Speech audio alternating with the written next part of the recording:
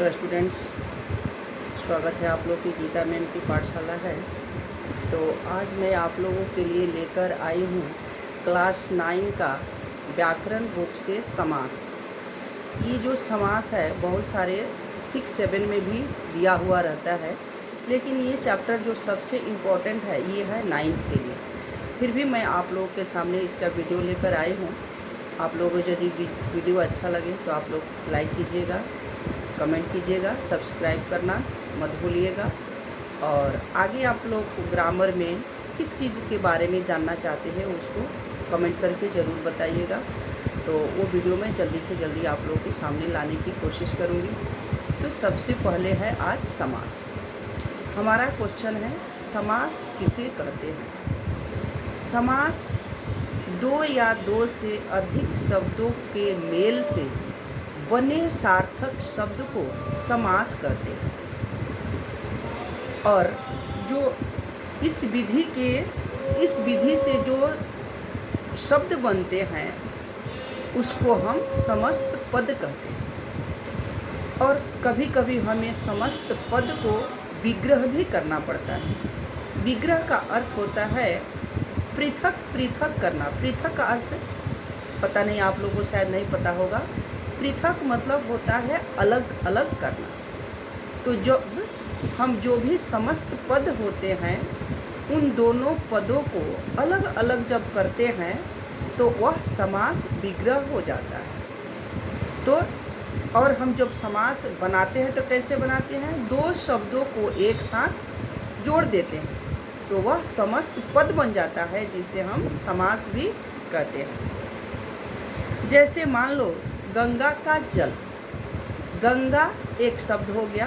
आप शब्द और पद एक ही होता है, आप लोग इसमें कंफ्यूज मत होना। शब्द को ही पद कहते हैं और पद को ही शब्द कहते हैं। ज़्यादा हम व्याकरण बुक में शब्द पद का ही प्रयोग करते हैं।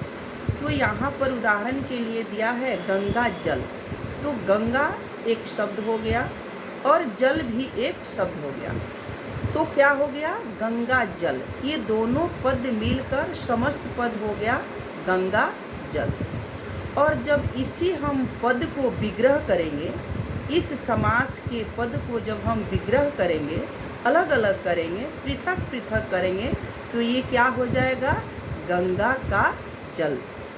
ये हो जाएगा गंगा का जल।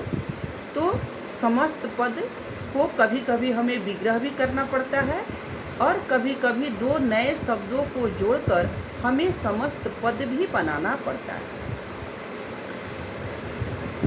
यदि हम संक्षेप मतलब शॉर्टकट में जानना चाहें तो इसकी परिभाषा है, समास के लिए कम से कम दो पद होने चाहिए। जैसे मैं ऊपर बता चुकी हूँ, गंगा जल, तो एक हो गया गंगा और दूसरा हो गया जल।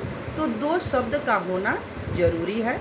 तो जो गंगा है उसको हम पूर्व पद कहते हैं और जो जल है उसको हम उत्तर पद कहते हैं। जो पहला शब्द होता है वह पूर्व पद होता है और जो लास्ट में होता है वो उत्तर पद होता है। समास के 6 भेद होते हैं। जो समास है उसके 6 भेद होते हैं और 6 भेदों की अलग अलग परिभाषा भी होती है और अलग अलग उदाहरण भी होता है।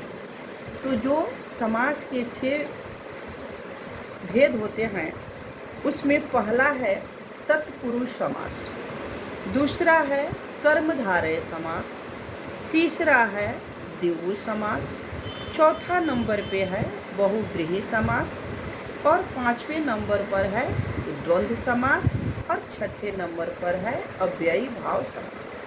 ये समास के 6 भेद है और 6 भेदों का अलग अलग परिभाषा है और अलग अलग उदाहरण है। तो ऐसे ही आप लोग व्याकरण से जो कुछ भी जानना चाहते हैं और जानने के लिए इच्छुक है तो आप लोग कमेंट करते रहिए और मेरे चैनल को सब्सक्राइब करना मत भूलिएगा। प्लीज़ जल्दी से जल्दी मेरे चैनल को सब्सक्राइब ज़रूर कर दीजिएगा और आप लोग कमेंट करके ज़रूर बताइएगा कि आगे आप लोग क्या जानना चाहते हैं।